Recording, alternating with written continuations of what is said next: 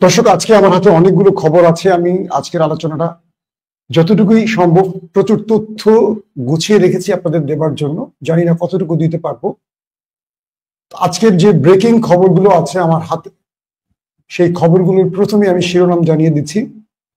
প্রায় ৭৫ থেকে ৮০ জন মোসাদ এজেন্টকে আটক করলো এবার ইরান, এবং তাদের কাছ থেকে অনেক গুরুত্বপূর্ণ নথি তথ্য পাওয়া গেছে, এবং এদের মাধ্যমে ইরান তার দেশের ভেতরে বিশ্বাসঘাতকদের শনাক্তের কাজ শুরু করেছে। ২ নম্বর বিষয়, এবার পাকিস্তান জানিয়ে দিয়েছে ইরানকে সব রকম সহযোগিতা করতে প্রস্তুত, এবং পাকিস্তান বলছে কেবল ইরান নয়, দখলদারদের টার্গেট পরবর্তী অন্য কোনো মুসলিম রাষ্ট্র, এবং সেটা হতে পারে পাকিস্তান, তুরস্কের মতো অন্যান্য দেশ। এবং ৩ নম্বর ব্রেকিং খবর হলো ২০০০ ব্যালিস্টিক মিসাইল প্রস্তুত রেখেছে ইরান। হতে পারে আজ রাতেও মিসাইল ঝড়ে তেল আবিব কাঁপতে পারে।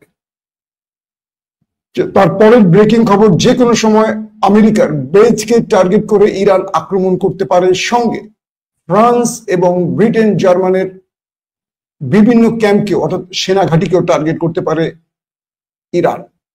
চীন এবং পাকিস্তান জোরালো ভাবে ইরানের পাশে থাকার ঘোষণা দিয়েছে। দর্শক, এছাড়া আরো বেশ কিছু গুরুত্বপূর্ণ খবর আছে, সেটি আমার পুরো আলোচনার মধ্যে আমি তুলে ধরার চেষ্টা করব, এবং ইরান কি পদ্ধতিতে আক্রমণগুলো করেছে সেটার ব্যাখ্যা দেব। ইরান কোন কোন জায়গায় দখলদারদের কোন কোন স্থানে আক্রমণ করেছে, কি কি ক্ষতি করেছে তার একটা সংক্ষিপ্ত বিবরণ দেব। পাশাপাশি যে কোনো সময় ইরান পারমাণবিক পরীক্ষা চালাতে পারে এরকম তথ্য পাকিস্তানের কিছু গণমাধ্যম দিয়েছে। তার মানে কি ইরান নিউক্লিয়ার তৈরি করে ফেলেছে বলে ইসরায়েল এত পাগলাটে হয়ে গেছে ইরানে আক্রমণের জন্য? এই প্রশ্নগুলো এসছে। এবং ইরানের সবচেয়ে ভয়ঙ্কর মিসাইল খাইবার, এবার এটি দখলদার দেশটির উপর হিট করতে পারে এমন ঘোষণা ইরানের পক্ষ থেকে এসছে। নেতানিয়াহুর হদিস পাওয়া যাচ্ছে না, তিনি নাকি গ্রিস অথবা অন্য কোনো দেশে পালিয়ে গেছেন, এরকম খবর আসতে শুরু করেছে। তো এই যে আমি আপনাদেরকে বললাম, এর মধ্যে এর বাইরে অনেকগুলো আরো তথ্য আছে, শুধু শিরোনামটুকু আমি সংক্ষিপ্ত আকারে বলেছি। এখন আমি বিস্তারিত আলোচনা করতে গেলে আরো অনেক খবর আপনারা পাবেন। চলেন আমি শুরু করে দিচ্ছি একটা একটা করে। প্রথম কথা হলো, মার্কিন যুক্তরাষ্ট্রের আসলে ঘাঁটি আছে কয়টা পৃথিবীতে? এরকম প্রশ্ন অনেকেই করে। আমার জানা মতে পৃথিবীর ৮০টি দেশে মার্কিন যুক্তরাষ্ট্রের ১০০০ ঘাঁটি রয়েছে। ৮০টি দেশে ১০০০-এর মতো ঘাঁটি আছে, এবং প্রায় ১,৭০,০২৪ বলা হচ্ছে যে ১,৭০,২৪০০ মার্কিন সেনা এই ১০০০ ঘাঁটিতে অবস্থান করছে। অর্থাৎ পুরো পৃথিবীর ৮০টি দেশ নিয়ন্ত্রণ করে কেবল মার্কিন সেনা ঘাঁটি দিয়ে আমেরিকা, এবং এর মাধ্যমে আমেরিকা পৃথিবীময় মোড়লগিরি চালায়। এখন প্রশ্ন হলো যে ইরানের মতো একটি দেশ কয়েকটি ঘাঁটিতে আক্রমণ করতে পারে? ইরান ঘোষণা দিয়েছে আমেরিকা যে ঘাঁটিগুলো ব্যবহার করে ইসরায়েলকে সহযোগিতা করবে বা ইসরায়েলের এই ইরানের উপর আক্রমণে তাকে সব রকম সাপোর্ট দিবে, সেই ঘাঁটিগুলোকে টার্গেট করবে। এখন এই ৮০টি ঘাঁটি তো আমেরিকার ব্যবহার করতে হবে না, যেগুলো ইরানে আক্রমণের জন্য প্রয়োজন। এখন প্রশ্ন করবেন, ইরানে আক্রমণের জন্য আসলে কোন কোন দেশের ঘাঁটি প্রয়োজন? আমি আপনাদেরকে ধারাবাহিক বলবো, যাতে আপনারা এই একটি লাইভ থেকে অনেকগুলো তথ্য সহজে বুঝতে পারেন। ইরান এবং ইসরায়েলের মধ্যে আসলে দূরত্ব কত? আমরা যেটুকু জানি যে ইরান এবং ইসরায়েলের মধ্যে দূরত্ব, দুঃখিত আমি এটা তথ্য ভুল করেছি, যে তথ্যটি হলো ১,৮০,০০০ সেনাবাহিনী রয়েছে আপনার মার্কিন, যারা পৃথিবীর ৮০টি দেশে রয়েছে ১০০০ ঘাঁটিতে। এটি হলো ১,৮০,০০০। আর কিছুক্ষণ আগে যে তথ্যটি দিয়েছি এটি হলো দূরত্বের একটি পরিসংখ্যান, আমি একটু ভুল করে ফেলেছিলাম লাইভে। সেটি হলো ইরান এবং ইসরায়েলের মধ্যে দূরত্ব হলো ইরান এবং ইসরায়েলের মধ্যে মানে যে দূরত্ব ডিস্টেন্স সেটি হলো প্রায় ১,৭২৪ কিলোমিটার। আবারও বলছি ১,৭২৪। আমরা ধরে নিতে পারি প্রায় 2000 কিলোমিটার দূরত্ব ইরান এবং ইসরায়েলের মধ্যে। তো ইসরায়েল থেকে ইরানে আক্রমণ করতে হলে ইসরায়েলকে কতগুলো দেশ পেরিয়ে আসতে হয়। কখনো কখনো কুয়েত, জর্দান, সৌদি আরব, সিরিয়া, ইরাক। তো অধিকাংশ ক্ষেত্রে জর্দান, সৌদি, সিরিয়া, ইরাক এই পয়েন্টটি ব্যবহার করে ইসরায়েল। ঠিক একইভাবে ইরান যদি দখলদার দেশে আক্রমণ করে সেক্ষেত্রে তাদেরকেও এই 5টি দেশ বা 4টি দেশ অর্থাৎ ইরাক, সিরিয়া, সৌদি, জর্দান এই অঞ্চলগুলো কখনো কখনো কুয়েত এই ভূমিগুলো বা এই দেশগুলো ব্যবহার করতে হয়। তো ইসরায়েল যখন ইরানে আক্রমণ করেছে এই দেশগুলো ইসরায়েলকে কোনো বাধা সৃষ্টি করেনি, অর্থাৎ ইসরায়েল এসছে সিরিয়া হয়ে, জর্দান, সিরিয়া, ইরাক হয়ে এই পয়েন্টে আক্রমণ করেছে। আবার ইরান যখন আক্রমণ করেছে তখন ইরাক, সিরিয়া এবং সৌদি আরব নীরব ইরানকে সম্মতি দিয়েছে। এক কথায় তারা ইরানের কোনো মিসাইলকে ইন্টারসেপ্ট করেনি, কিন্তু জর্দান ইরানের ড্রোন এবং মিসাইলকে ইন্টারসেপ্টের চেষ্টা করেছে এবং কিছু ইন্টারসেপ্ট করেছে। তার মানে হলো সৌদি আরব বা কুয়েত এই দুটো দেশ দেখতে পেয়েছে, তাদের রাডার সিস্টেমে দেখতে পেয়েছে যে ইরান আক্রমণ করছে, কিন্তু ইরানকে বাধা দেয়নি। ইরানকে মৌন সম্মতি দিয়ে দিয়েছে সৌদি এবং কুয়েত আর সিরিয়া এবং ইরাক। তো এই দেশগুলো ব্যবহার করে, কারণ গাজা এবং ইসরায়েল কিন্তু দুটো পাশাপাশি দেশ, আর ইরানের সঙ্গে ইসরায়েলের দূরত্ব যেটা বললাম 1724 কিলোমিটার এবং মাঝখানে 4 থেকে 5টি দেশ। তো ইরানকে এই আক্রমণগুলো করতে হয় সেখানে এবং এতগুলো দেশ পেরিয়ে গিয়ে। আশা করি আপনারা বুঝতে পেরেছেন। এখন আসি দ্বিতীয় স্টেজে। তো মার্কিন যুক্তরাষ্ট্র কিন্তু প্রকাশ্যে এখন নেমে গেছে ইসরায়েলের পক্ষে। একদিন আগে বলেছে তারা ইরানের আক্রমণে ইসরায়েলের পক্ষেও নেই, বিপক্ষেও নেই, এবং তারা ইসরায়েলকে এই ব্যাপারে কোনো সহযোগিতা করছে না। কিন্তু আজকে ডোনাল্ড ট্রাম্প কাপড় টাপড় খুলে নেমে গেছেন ইসরায়েলের পক্ষে এবং তিনি একাধিক যুদ্ধ জাহাজ এবং মানে কি বলবো যে যুদ্ধ যেটাকে রণতরী আমরা বলি, এয়ারক্রাফট ক্যাভিয়ার, এগুলো মধ্যপ্রাচ্যে পাঠিয়ে দিয়েছে ইসরায়েলকে রক্ষায়। এবং স্বয়ং জর্দানে বসে এবং ইসরায়েলে বসে তারা তাদের আকাশ প্রতিরক্ষা দিয়ে ইরানকে মোকাবেলা করছে ইসরায়েলকে রক্ষা, এবং এটিও প্রমাণ হয়ে গেছে। এবং কালকে মার্কিন যুক্তরাষ্ট্রে যিনি ইসরায়েলের রাষ্ট্রদূত, তিনি এই এক রাতের মধ্যে 5 বার তার স্থান পরিবর্তন করছেন, কখনো এখানে, কখনো ওখানে, কখনো এখানে, কখনো এইভাবে 5টি জায়গা পরিবর্তন করেছেন নিজেকে বাঁচাবার জন্য। এবং বলা হচ্ছে যে নেতানিয়াহুর যে স্পেশাল বিমানটি এটি দেখা গেছে গ্রিসে। তার মানে তিনি কি গ্রিসে পালিয়ে গেছেন? কিছু কিছু সূত্র বলছে তিনি বাংকারে আশ্রয় নিয়েছেন তার নিরাপত্তা বাহিনীর সদস্যদের নিয়ে, মন্ত্রী পরিষদ নিয়ে। আর একটি সূত্র, আন্তর্জাতিক গণমাধ্যমের একটি সূত্র বলছে যে তার স্পেশাল ফ্লাইট মানে বিমানটিকে গ্রিসে দেখা গেছে। তার মানে তিনি গ্রিসেও পালিয়ে যেতে পারেন, কারণ ইরান ভয়াবহ আক্রমণ শুরু করেছে এবং এরা তো আসলে ভীতুর জাতি, তো এরা এই কাজটি করছে। আর অন্যদিকে যুক্তরাজ্য এবং ফ্রান্সকে সতর্ক করে দিয়েছে ইরান, যে বলেছে যদি তোমরা ইসরায়েলকে সহযোগিতা করো তাহলে আমাদের নেক্সট টার্গেট হবে তোমরা। এই দেশগুলোকে সতর্ক করা হয়েছে এবং ইরানের স্পষ্ট ইরান বার্তা দিয়েছে পরমাণু আলোচনা আর তারা চালিয়ে যাবে না আমেরিকার সাথে, কারণ এটি এখন অর্থহীন হয়ে গেছে। কারণ এই আলোচনার মধ্যেই ইরানে আমেরিকার মিত্র ইসরায়েল আক্রমণ করেছে, তাদের পরমাণু বিজ্ঞানীকে হত্যা করেছে, তাদের সেনাবাহিনীর উচ্চপদস্থ কর্মকর্তাদের হত্যা করেছে, তাদের নিউক্লিয়ার সাইটগুলোকে তারা ধ্বংস করেছে। এই গেল একটি ইস্যু। এরপরে যে দ্বিতীয় ইস্যুগুলো আমি ধারাবাহিক দিচ্ছি আপনাদের।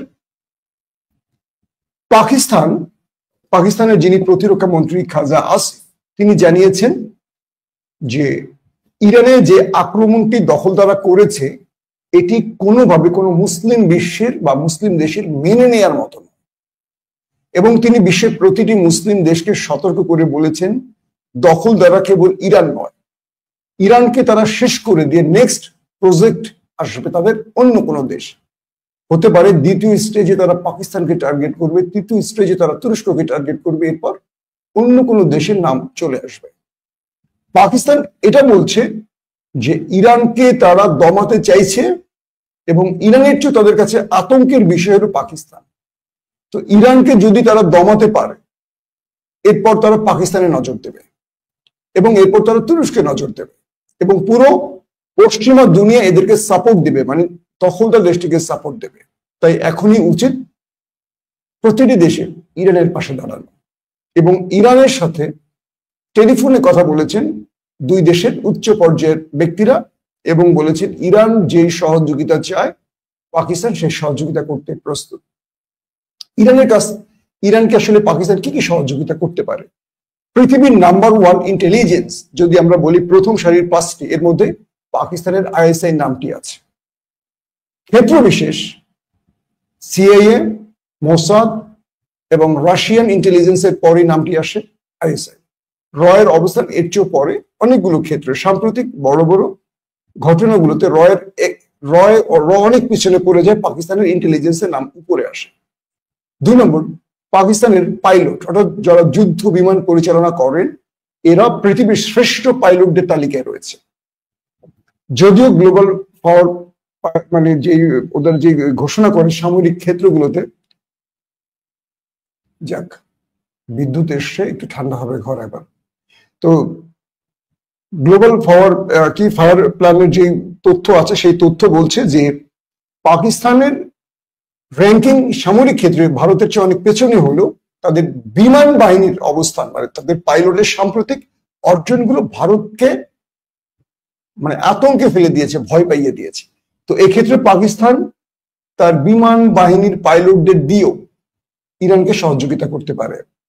সবচেয়ে বড় কথা হলো পাকিস্তানের কাছে যে নিউক্লিয়ার আছে, এখানে এমন অনেক নিউক্লিয়ার ওয়ারহেড পাকিস্তানের কাছে আছে যেগুলো গোপনে ইরানকে দিয়ে সহযোগিতাও করতে পারে। অর্থাৎ যখন দখলদার বুঝবে ইরানের হাতে নিউক্লিয়ার আছে, যেভাবেই হোক, হয়তো ইরান বলবে এটা তারা তৈরি করেছে, সেই ক্ষেত্রে তাদের মধ্যে আতঙ্ক সৃষ্টি হবে, যেটি পাকিস্তান ভারতকে সমীহ করে এই শুধু নিউক্লিয়ারের জন্য। তো খাজা আসিফের এই বক্তব্যটি দখলদারদের মনে আতঙ্ক সৃষ্টি করেছে। একটি জিনিস মনে রাখবেন, ইসমাইল হানিয়ার মৃত্যুর আগে তিনি একটি বক্তব্য দিয়েছিলেন। তিনি বলেছিলেন পৃথিবীর কোনো দেশের প্রয়োজন নেই, শুধু পাকিস্তান একবার ঘোষণা দেখ যে তারা ঘুম ভাঙলেই গাজার দিকে মুভ করবে বা গাজাকে রক্ষায় তারা এগিয়ে আসবে, অটোমেটিক দখলদারদের কাপড় ভিজে যাবে। আমরা হয়তো পাকিস্তানের রাজনৈতিক মানে রাজনীতির জন্য পাকিস্তানকে বা অর্থনীতির জন্য পাকিস্তানকে আমরা দোষারোপ করি, অর্থনীতিতে তারা খুব দুর্বল, কিন্তু পাকিস্তানের সামরিক বাহিনী কিন্তু খুবই স্ট্রং এবং তারা ইরানের মতো এত বিশ্বাসঘাতক পালে না, যে কারণে কয়েক ঘন্টার মধ্যে ভারতের মতো একটি শক্তিশালী সামরিক বাহিনীর দেশকে পরাজিত করে ফেলেছে মাত্র কয়েক ঘন্টায়, একটি দিনও পার হতে হয়নি। তো পাকিস্তান এখন কিভাবে ইরানকে সহযোগিতা করবে, সেটা প্রকাশ্যে করবে না গোপনে করবে, এটি হয়তো আমরা ধীরে ধীরে বুঝতে পারবো, জানতে পারবো।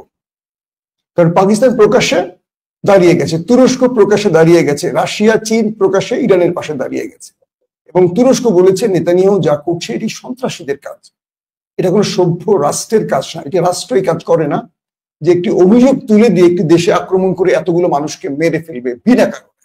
এবং তুরস্ক বলেছে এই সময়টা আমাদের ঐক্যবদ্ধ হওয়ার এবং ইরানকে সহযোগিতা করতে তুরস্ক প্রস্তুত, চীন প্রস্তুত, রাশিয়া প্রস্তুত। এবং রাশিয়ার একজন ডেপুটি সামরিক প্রধান অর্থাৎ যিনি সেনাবাহিনীর প্রধান তার পরের যে ব্যক্তি, তিনি বলছেন এই যুদ্ধ থামবে না, এটি বিশ্বযুদ্ধের দিকে এগিয়ে যাচ্ছে এবং রাশিয়াকে নতুন করে 10 লক্ষ সেনাবাহিনীকে প্রস্তুত করতে বলেছে। অর্থাৎ ভ্লাদিমির পুতিনকে তিনি পরামর্শ দিয়েছেন 10 লক্ষ সেনাবাহিনী প্রস্তুত করো, কারণ তৃতীয় বিশ্বযুদ্ধের দিকে পৃথিবী এগিয়ে যাচ্ছে। এই তথ্য দিয়েছে রাশিয়ান ডেপুটি সামরিক প্রধান।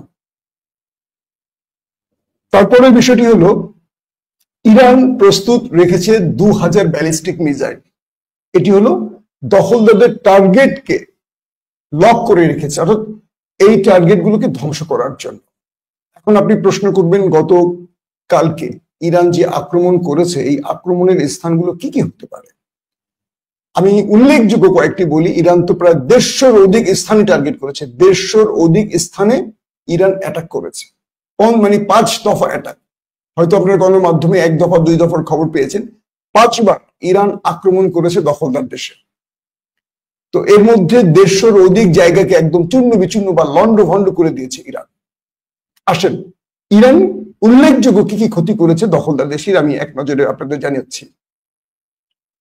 ইরান যে কাজটি করেছে, প্রথম আপনি জানেন যে F-35 যে স্থান থেকে ফ্লাই করে, অর্থাৎ যেখান থেকে এটি আক্রমণ করে F-35, সেই নিভাত্তাম বিমানবন্দর বা এয়ারবেস, ইরান প্রথমেই যে অ্যাটাকটি করেছে সেটি হল নিভাত্তাম এয়ারবেস।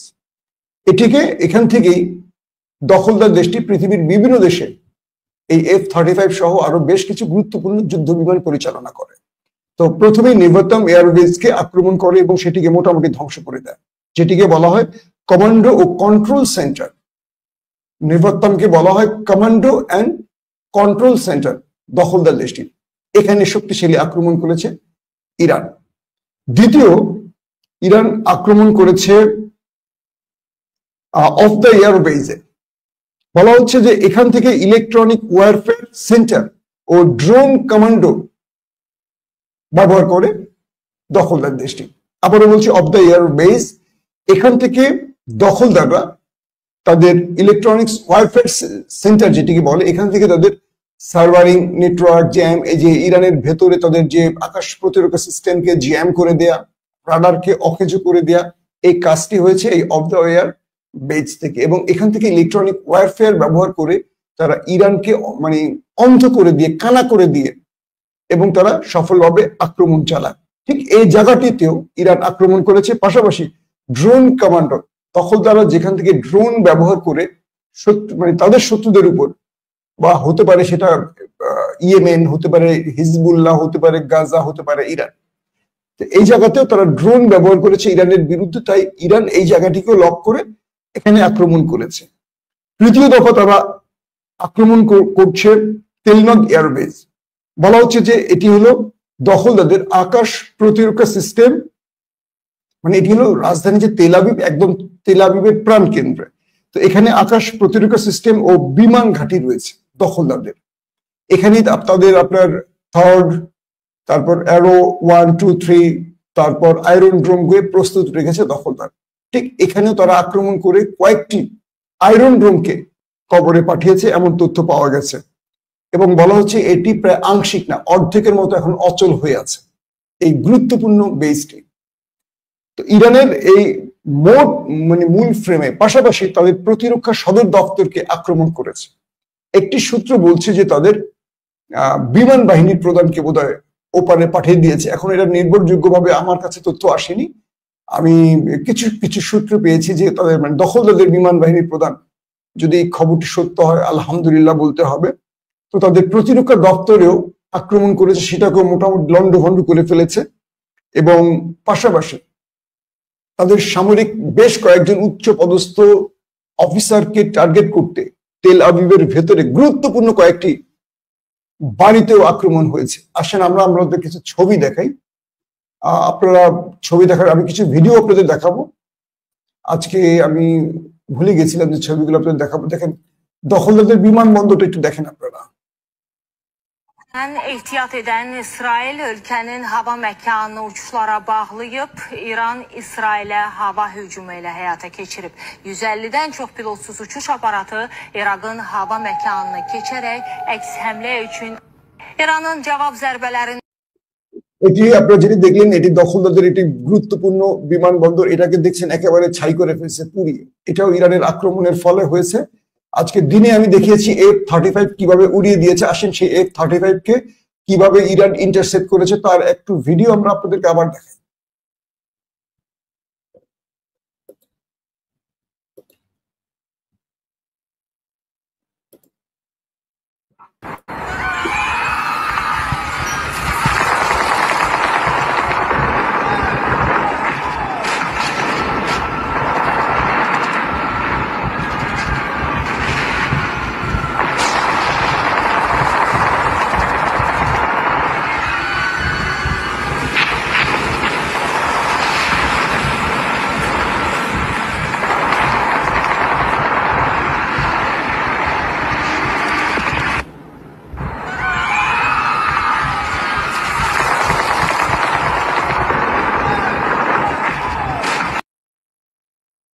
আপনারা দেখলেন যে দখলদারদের প্রথমে বলা হয়েছে দুটি, কিছুক্ষণ আগে খবর পেলাম যে আরেকটি F-35 কে উড়িয়ে দেওয়া হয়েছে। এই তথ্য এখন দুটি না তিনটিতে, সেটি হয়তো রাতে আমরা কনফার্ম হতে পারবো। মানে দুটো কনফার্ম করেছে, পরবর্তী আমি প্রেস টিভিতে দেখলাম ওদের তিনটির মতো F-35, পৃথিবীর সবচেয়ে ভয়ঙ্কর যুদ্ধ বিমান, যেটাকে বলা হয় নাম্বার 1। এটি আমেরিকার ইজ্জতের উপর হাত। তো সেই খবর যে আমরা এখানে যে ভিডিও দেখালাম, সেখানে দুটো F-35 কে ইরান উড়িয়ে দিয়েছে, ইন্টারসেপ্ট করেছে, মানে ধ্বংস করে দিয়েছে। আপনারা সেই ফুটেজটি দেখলেন। এটি আপনাদের, আমাদের দর্শকদেরকে দেখানোর চেষ্টা করেছিলাম আমরা। আপনাদেরকে আমি আরো কিছু ভিডিও দেখাই, আপনারা হয়তো এই ভিডিওর জন্য ওয়েট করেন। আমি জানি না আমার চ্যানেলের কি অবস্থা হবে।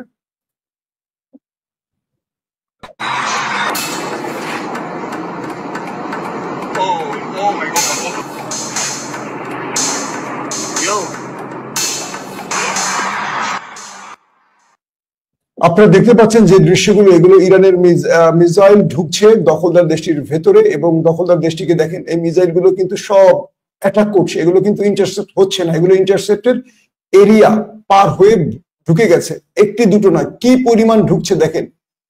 এগুলো সব দখলদার দেশের আকাশে ঢুকে তাদের বাড়ি বা বিভিন্ন আবার মানে গুরুত্বপূর্ণ সংস্থার অফিসগুলো, প্রতিরক্ষা দপ্তর, এয়ারবেজ এবং তাদের বিমান ঘাঁটি, সামরিক ঘাঁটি, বড় বড় গুরুত্বপূর্ণ হেডকোয়ার্টার গুলোকে উড়িয়ে দিচ্ছে। সেই ফুটেজ গুলো আপনারা দেখতে পাচ্ছেন।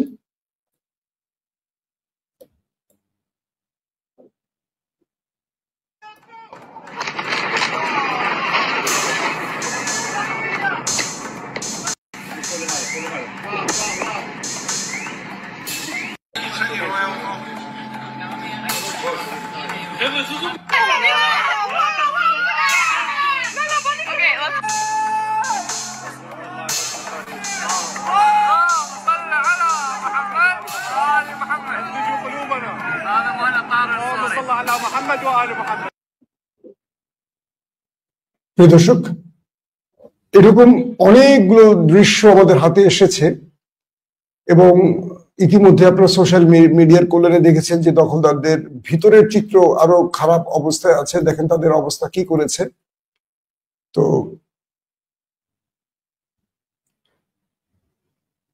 এগুলো হলো দখলদারদের ভিতরের দৃশ্য।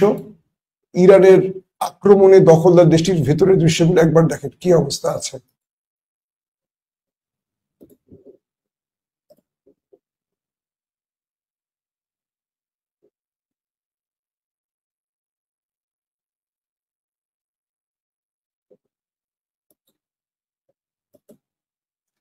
আমি আপনাদেরকে আরো কিছু তথ্য দেওয়ার আগে আপনাদেরকে বলবো, আপনারা একটু দেখে নেন। আপনারা হয়তো অনেকে দেখেও ফেলেছেন ইতিমধ্যে, তারপর আমি আমার নতুন যারা এই মাত্র ঢুকেছেন তাদেরকে দেখার জন্য আমি পিকচার গুলো আপনাদেরকে শো করছি।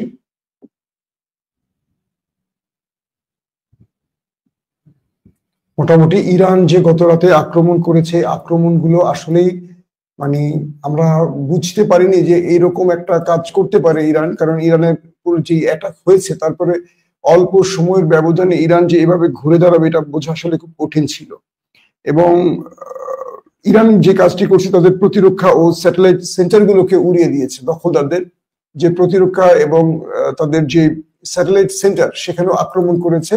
সেই আক্রমণের ফলে দখলদারদের আয়রন ড্রোম বলি, থার্ড বলি, সেগুলো ব্যর্থ হয়েছে। এবং প্রশ্ন উঠে গেছে যে আয়রন ড্রোম নিয়ে বা কি বলে আমেরিকান থার্ড নিয়ে যে এত গর্বের কথা বলা হচ্ছে, সেই গর্বের শেষ দৃশ্যগুলো কি। এবং আমরা এক বাক্যে বলতে পারি যে ইরান আসলেই দেখিয়ে দিয়েছে যে পৃথিবী বিখ্যাত বা পশ্চিমা দুনিয়ার এত গর্বের যে বিষয়গুলো আছে, সবগুলি আজকে ইরানের কাছে ছাতু হয়ে গেছে। দর্শক আসেন আমি আপনাদেরকে কিছু তথ্য দিই। এরপর ইরান ঘোষণা দিয়েছে যে তারা যে কোনো সময় খাইবার মিসাইল এটি ব্যবহার করতে পারে। এটি হলো হাইপারসোনিক। ধারণা করা হচ্ছে যে এটি নিউক্লিয়ার ওয়ারহেড বহন করার একটি বিষয়। এখন এই খাইবারে কি নিউক্লিয়ার ওয়ারহেড বসানো থাকবে, নাকি এই খাইবারটি শুধু হাইপারসোনিক হবে, এটি ইরান দীর্ঘদিন ধরে বলছে ইরানের সবচেয়ে ভয়ঙ্কর মিসাইল। যে কোনো সময় ইরান এই খাইবার ব্যবহার করতে পারে দখলদার দেশটির বিরুদ্ধে, এমন তথ্য ইরানের বার্তা সংস্থাগুলো দিয়েছে। এবং ইরান তারা খাইবারকেও দখলদার দেশটিকে টার্গেট করে রেডি করে রেখেছে। এবং আরেকটি বিষয় হলো যে ইসরায়েল আজকে আবারও আক্রমণের জন্য প্রস্তুতি নিয়েছে। ইসরায়েলের বার্তা সংস্থাগুলো বলছে আজকে তারা আবারও ইরানের উপর আক্রমণ করবে এবং যে কোনো সময় তারা যে কাজগুলো কালকে করতে পারেনি আজকে তারা সেগুলো সম্পূর্ণ করবে, এভাবেও তারা আন্তর্জাতিক গণমাধ্যমকে জানিয়েছে। এখন যে বিষয়টি তৈরি হয়েছে যে ইরান এবং রাশিয়া এবং চীন তারা ইরানকে কি পরিমাণ সহযোগিতা করতে পারে। আমরা জানি যে চীন এবং রাশিয়ার সঙ্গে 25 বছরের প্রতিরক্ষা চুক্তি আছে ইরানের, এবং এই প্রতিরক্ষা চুক্তির মধ্যে একটি দেশ বিপদে বলে আরেকটি দেশ তার পাশে দাঁড়াতে হবে এমন বিষয়। এবং আমরা দেখলাম যে রাশিয়া যখন ইউক্রেনের সাথে লড়াই করতে গেছে এবং তাদের 5 থেকে 6টি বেজকে ইউক্রেন ড্রোন অ্যাটাকে ধ্বংস করে দিয়েছে, তখন কয়েক হাজার ড্রোন এবং মিসাইল দিয়ে ইরান তাদেরকে সহযোগিতা করেছে। এবং ভারতীয় কিছু গণমাধ্যম বলছে আজকে রাশিয়া থেকে বেশ কিছু কার্গো বিমান, সামরিক কার্গো বিমান ইরানে পৌঁছেছে। তার মানে এই তথ্যটুকু কতটুকু সঠিক ভারতের গণমাধ্যমের খবর আবার আমার একটু বিশ্বাস হয় কম। তো সেক্ষেত্রে বলতে পারি যে এই তথ্য যদি সঠিক হয় তাহলে প্রচুর অস্ত্র হয়তো বা রাশিয়া দিচ্ছে, আর যদি মিথ্যা হয় সেটা হয়তো বা সময়ের আলোকে আমরা বুঝতে পারবো যে কতটুকু সত্য কতটুকু মিথ্যা তারা বলেছে। দর্শক, সবচেয়ে গুরুত্বপূর্ণ যে খবরটির জন্য আপনারা অপেক্ষা করে আছেন সেটি হলো আজকে ইরানের ভেতর থেকে 75 থেকে 80 জন মোসাদ এজেন্টকে আটক করেছে ইরানের নিরাপত্তা বাহিনী। এবং এই যে নিরাপত্তা বাহিনী যাদেরকে ধরেছে এদের অধিকাংশ হলো ভারতীয় নাগরিক। বুঝতে পারছেন, এই ইরান ভারতের সাথে প্রেম করতে করতে করতে করতে অনেক মুসলিম দেশকে শত্রু বানিয়েছিল। আজকে সেই ইরানের বিরুদ্ধে বিশ্বাসঘাতকের ভূমিকায় বা মোসাদ এজেন্ট হিসেবে কাজ করছেন যারা, তাদের অধিকাংশ যে 75 জনের মধ্যেই 80 থেকে 75 জন বলছে, এর মধ্যে 75 জনের অধিকাংশই ভারতীয়। অধিকাংশ মানে কি প্রায় সব এরা ভারতীয়। এরা ইরানে কাজ করতে এসছে, ভারতীয় নাগরিক, কিন্তু তারা মোসাদের হয়ে কাজ করেছে এবং তারা ইরানের গুরুত্বপূর্ণ জায়গায় প্রবেশ করে বিভিন্নভাবে দখলদার দেশটিকে সহযোগিতা করেছে এবং তাদেরকে ইতিমধ্যে ইরানের নিরাপত্তা বাহিনী আটক করেছে। এখন ইরানকে বুঝতে হবে যে এই ভারতের জন্য পাকিস্তানের সাথে তারা শত্রুতা করেছিল। আজ ভারতের নরেন্দ্র মোদী নেতানিয়াহুর সাথে টেলিফোনে কথা বলেন এবং তাকে সহযোগিতার আশ্বাস দেন, অথচ ইরানের সাথে কিন্তু ভারতের চমৎকার সম্পর্ক এখনো আছে। ইরানকে বুঝতে হবে তার শত্রুকে পেছন থেকে ছুরি মারে কে। আর ইরান যদি এভাবেই মুসলমানদের শত্রু বানিয়ে মুসলমানদের শত্রুদের সাথে বন্ধুত্ব করে তাহলে ইরানকে এভাবে আঘাতপ্রাপ্ত হতে হবে। গত 13 তারিখ বা যে আক্রমণটি দখলদাররা করেছিল, রাইজিং লায়ন নামে যে অপারেশনটি করেছিল, এখান থেকে ইরানকে অনেক কিছু শিখতে হবে। আজকে ইরানের পাশে দাঁড়াচ্ছে কে? তুরস্ক, দাঁড়াচ্ছে কে? পাকিস্তান। অবশ্যই দুটো দেশের অবদানকে মনে রাখতে হবে, আপনারা এটা মাথায় রাখবেন। এবং পুরো যুদ্ধটা এই মুহূর্তে ইরানের পক্ষ থেকে চালাচ্ছে আইআরজিসির অ্যারোস্পেস ডিভিশন। বলা হচ্ছে যে মানে প্রায় 150টি লক্ষ্যবস্তুতে তারা অ্যাটাক করেছে এবং এখন পর্যন্ত ইরান তার টেকনোলজির সর্বোচ্চ প্রযুক্তি ব্যবহারের চেষ্টা করছে। তারা দখলদারদের রাডার সিস্টেমকে অকেজো করা, তাদের বিভিন্ন টেকনোলজিকে আটকাবার জন্য তাদের F-35 কে আরো বেশি ভূপাতিত করা, এবং ইরান তার প্রত্যেকটি আকাশ প্রতিরক্ষা সিস্টেমকে নতুন ভাবে আবারও সেট করেছে, যেগুলো একদিন আগে দখলদাররা অকেজো করে দিয়ে গেছে, অন্ধ করে দিয়ে গেছে বা ড্রোন অ্যাটাক করে গেছে, সেগুলোকে আবার নতুন করে চালু করেছে। এবং ইরান আজকেও দখলদারদের অনেকগুলো অ্যাটাককে মোকাবেলা করেছে। এবং আজকে দখলদার দেশটি ইরানের পারমাণবিক স্থাপনাকে টার্গেট করে কিংবা তাদের আয়াতুল্লাহ আলী খামেনিকে হত্যার জন্য চেষ্টা করবে, এমন বার্তাও পাওয়া গেছে। এবং সর্বশেষ যে খবরটি দিতে পারি সেটি হলো যে কোনো সময় ইরান নিউক্লিয়ার টেস্ট করতে পারে। এটি এখন বিশ্বের সবচেয়ে আলোচিত খবর। পাকিস্তানে আমার বেশ কয়েকজন বন্ধু যারা পাকিস্তান এবং ইরান কিন্তু পাশাপাশি, পাকিস্তানের কাছে কিন্তু আমাদের চেয়েও বেশি খবর থাকে ইরান সম্পর্কে। তো সবকিছু মিলে দেখলাম যে পাকিস্তানের বেশ কয়েকজন সাংবাদিক তারা বলছে যে ইরান যে কোনো সময় তার অস্তিত্ব টিকিয়ে রাখার জন্য এতদিন যেটা লুকিয়ে রেখেছে তারা হয়তো বা নিউক্লিয়ার টেস্ট করে বসতে পারে। এটা কিন্তু আমার অ্যাজাম্পশন, এটা কিন্তু কনফার্ম কোনো তথ্য না। আবারও বলবেন যে মাসুম ভাই আপনি তো বলছেন এটা ইরান তো বানাই নাই ভাই। আমি আপনাকে একটা সোর্সের খবর দিলাম, যদি এটা হয় আলহামদুলিল্লাহ, কারণ ইরান বুঝতে পারছে তার উপরে এখন পুরো পৃথিবী এগিয়ে আসবে তার বিরুদ্ধে। আমেরিকা এগিয়ে আসবে, ইসরায়েল তো আছে, ব্রিটেন এগিয়ে আসবে, ফ্রান্স এগিয়ে আসবে, জার্মানি এগিয়ে আসবে, চারদিক থেকে তাকে শেষ করে ফেলতে চাইবে। এবং ইরানের এই সরকারের পতন ঘটিয়ে তারা রেজিম চেঞ্জ করে একটা পুতুল সরকার বসাবে, যে পুতুল সরকার আরবের মতো জি হুজুর করবে ইসরায়েলকে। এটি কিন্তু তাদের লক্ষ্য থাকবে। এবং যে আক্রমণ করা হয়েছে দখলদার দেশটির মধ্যে, যে কোনো সময় আমেরিকা এই যুদ্ধে জড়িয়ে পড়তে পারে, মানে ডোনাল্ড ট্রাম্প এগিয়ে আসতে পারে।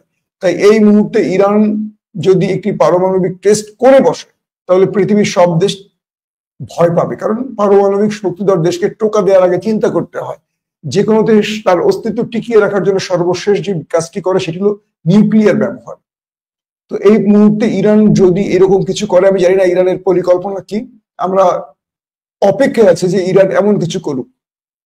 যদি এটি হয়ে যায়, কারণ দখলদার দেশটি ইরানের উপর যে আক্রমণগুলো করেছে বা তাদের যে মাথা খারাপ হয়ে গেছে, নিঃসন্দেহে তাদের কাছে তথ্য আছে যে ইরান হয়তোবা তৈরি করে ফেলেছে অথবা তৈরির একদম দ্বার প্রান্তে, দুটোর একটা, হয় দ্বার প্রান্তে ছিল অথবা তৈরি করে ফেলেছে, যেই জন্য বাংকার ব্লাস্টার বোমাগুলো মেরেছে এই নিউক্লিয়ার সাইটগুলোতে। এবং ইরান বলেছে তাদের নিউক্লিয়ার প্রজেক্ট অক্ষত আছে, তবে তাদের বিশেষ উপরিভাগটা অনেকগুলো ক্ষতিগ্রস্ত হয়েছে। তো সব শেষে আমরা এটুকুই বলতে পারি, কাতার, কুয়েত, সৌদি এখন পর্যন্ত দখলদারদের এই কাজে নিন্দা শুধু নয়, তারা চেষ্টা করছে যে কোনো ভাবে এই যুদ্ধটা বন্ধ করতে। এবং ইন্টারেস্টিং ব্যাপার, যে কথাটা শুরুতেই বলছি, ইরান যে আক্রমণ করেছে, ইরাক, সিরিয়া, সৌদি এই তিনটি দেশ ইরানকে মৌন সম্মতি দিয়েছে, প্রকাশ্যে কিছু বলেনি। এবং ইরানের যে ড্রোন গুলো ব্যবহার হচ্ছে, এগুলো সিরিয়া থেকে, লেবানন থেকে এবং ইরাক থেকে ব্যবহার। এই ড্রোন গুলো ইরান থেকে ছড়া হয় না, মানে এই ড্রোন গুলোর এত দূরত্বে যাওয়ার সক্ষমতা নেই। তাই এগুলো জর্ডানের আশপাশের দেশ থেকেই দখলদার দেশে মুভ করছে। তার মানে মুখে যাই বলুক, নেপথ্যে কিছু দেশ ইরানকে হয়তো চায় যে ইরান এখানে বিজয় লাভ করুক। আসলে অনেক কথা তর্কের সাথে আমরা বলি বা বিতর্ক করি, কিন্তু মুসলমানদের হৃদয়ে আরেক মুসলমানের জন্য কম বেশি ভালোবাসা থাকে। অনেক রাষ্ট্রপ্রধান হয়তো ক্ষমতার জোরে অনেক কিছু করে, কিন্তু দেশের জনগণ কিন্তু সবসময়, যেমন আমরা কত দূরে আছি, আমরা ইরানের জন্য দোয়া করছি, ভালোবাসা দেখাচ্ছি, এটা তো স্বাভাবিক। আবার যখন ইরানের সাথে তুরস্কের বিরোধ হবে, আমরা হয়তো তুরস্ককে সাপোর্ট করবো শিয়া সুন্নির ব্যবধানের জন্য। তো সবকিছু মিলে ইরান যদি বুঝতে পারে যাদের মুসলিম বন্ধুত্ব বা মুসলমানদেরকে আরো পাশে রাখতে হবে, অ্যাটলিস্ট পাকিস্তান, তুরস্কের মতো দেশ যেগুলো হিজরা মুসলিম দেশ, সেগুলো বাদ দিয়ে, এই ক্ষেত্রে ইরানের ভূমিকাটা আমরা দেখার জন্য অপেক্ষায় আছি। দর্শক, আজ রাতও খুব ক্রুশিয়াল রাত। দখলদাররা আজকে ইরানে ভয়াবহ অ্যাটাক করতে পারে এবং ইরান সর্বোচ্চ চেষ্টা করছে দেশের ভেতরে বিশ্বাসঘাতকদেরকে আটক করে ফেলতে। ইতিমধ্যে 80 জনের কথা বলেছে। সবকিছু মিলে ইরান নিজের বিশ্বাসঘাতকদের আতঙ্কেই রয়েছে সবচেয়ে বেশি। তারপরও ইরান যে ঘুরে দাঁড়িয়েছে এবং রিটেলিয়েট করেছে, তাদেরকে উত্তম জবাব দিয়েছে, এটা অনেক বড় ব্যাপার। এখন পর্যন্ত ইসরায়েল স্বীকার না করলেও সেই দেশটির ভেতরে ব্যাপক ক্ষতি সাধিত হয়েছে। হয়তো ধীরে ধীরে সেগুলো আমরা দেখতে পাবো। বিদায় নিচ্ছি। যদি রাতে কোনো বড় ঘটনা ঘটে, আমি আবারও চেষ্টা করবো সেটা রাত 1টা বা 1:30 হোক আর 2টো হোক, লাইভে আসার জন্য। বিদায় নিচ্ছি। আমাদের ইউটিউব চ্যানেলটি আপনাদের ভালো লাগলে অবশ্যই সাবস্ক্রাইব করবেন। ফেসবুকে একটু বেশি বেশি লাইক শেয়ার করেন। এটি কোনোভাবেই রেস ডাউন থেকে উপরে তুলতে পারছি না। ফেসবুকের বন্ধুরা দেখতে পাচ্ছেন না, হতাশ। অবশ্যই একটু বেশি বেশি শেয়ার করবেন। আল্লাহ হাফিজ।